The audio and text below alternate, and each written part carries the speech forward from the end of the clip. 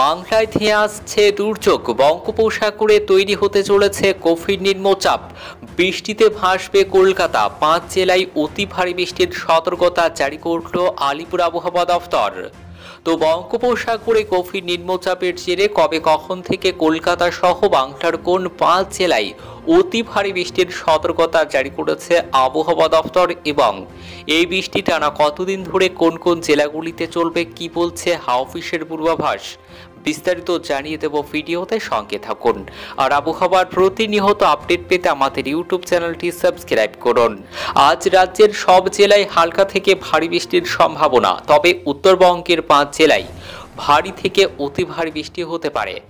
মেদিনীপুর, হাওড়া ও কলকাতাতেও ভারী বৃষ্টির সম্ভাবনা রয়েছে। বৃহস্পতিবার 18 জুলাই আবহাওয়া একই রকম থাকবে জানিয়েছে আবহাওয়া দফতর। আগামী 24 ঘন্টাতে জলপাইগুড়ি ও উত্তর দিনাজপুরে ভারী বৃষ্টির সম্ভাবনা রয়েছে। বাকি জেলাগুলিতেও বিক্ষিপ্তভাবে বৃষ্টির সম্ভাবনা রয়েছে। আজ বুধবার 17 জুলাই থেকে বৃষ্টির পরিমাণ কমবে উত্তরবঙ্গের জেলাগুলিতে। 17 জুলাই থেকে 19 জুলাই ভারী থেকে অতি ভারী বৃষ্টির সতর্কতা রয়েছে উত্তরবঙ্গের জেলাগুলিতে। আগামী শনিবার থেকে ফের বৃষ্টি বাড়বে উত্তরবঙ্গের সমস্ত জেলায়। আগামী সোমবার পর্যন্ত ভারী বৃষ্টির পূর্বাভাস দিয়েছে হাওয়া অফিস। দক্ষিণবঙ্গে আগামী 24 ঘন্টায় ভারী বৃষ্টির সম্ভাবনা রয়েছে। বুধবার 17 জুলাই বৃষ্টির পরিমাণ কিছুটা কমবে শুধুমাত্র পশ্চিম মেদিনীপুর, হাওড়া ও কলকাতাতে বৃষ্টির পূর্বাভাস দিয়েছে আলিপুর আবহাওয়া দফতর। 19 জুলাই শুক্রবার থেকে আবহাওয়ার পরিবর্তন হবে। উপকূলের জেলাগুলিতে ভারী বৃষ্টির সম্ভাবনা। আগামী শনিবার থেকে সোমবার পর্যন্ত ভারী বৃষ্টির সম্ভাবনা দক্ষিণবঙ্গের বেশিরভাগ জেলাতেই। শুক্রবার 19 জুলাই পূর্ব মেদিনীপুর ও দক্ষিণ 24 পরগনায় ভারী বৃষ্টির সম্ভাবনা।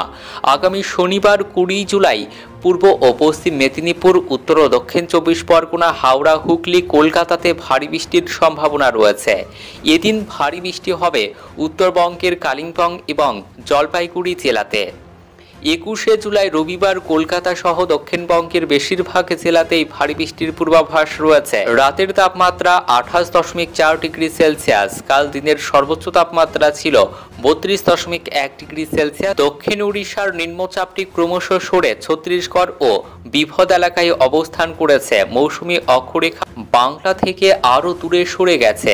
মৌসুমী অক্ষরেখা গোপালগঞ্জের ওপর দিয়ে মধ্য বঙ্গোপসাগর পর্যন্ত বিস্তৃত রয়েছে। 19 জুলাই শুক্রবার নিম্নচাপ তৈরি হবে বঙ্গোপসাগরে। নিম্নচাপ তৈরি হবে উত্তর পশ্চিম ও পশ্চিম মধ্য বঙ্গোপসাগর এলাকায়। মূলত এটি উত্তর অন্ধ্রপ্রদেশ ও দক্ষিণ উড়িষ্যা সংলগ্ন এলাকাতে অবস্থান করবে।